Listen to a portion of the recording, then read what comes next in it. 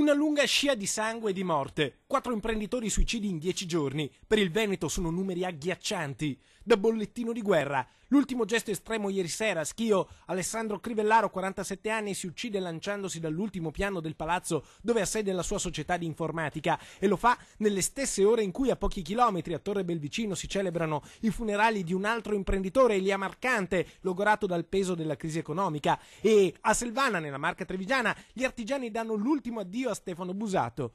Stamattina il sindaco di Zugliano ha incontrato la moglie di Alessandro Crivellaro, che ha voluto precisare: le questioni economiche non c'entrano, mio marito soffriva di depressione. Il magistrato non ha ancora dato il nulla osta per i funerali.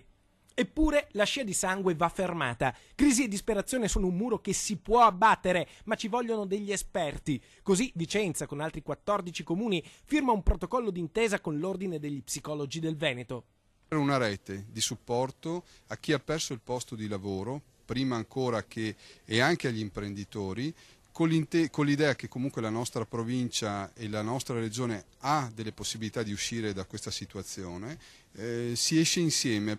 Gli psicologi da parte loro lanciano un messaggio a tutti coloro che hanno perso l'azienda o il lavoro: non bisogna disperarsi, spesso è una questione mentale, non esistono tunnel, per quanto profondi e bui, senza una via d'uscita.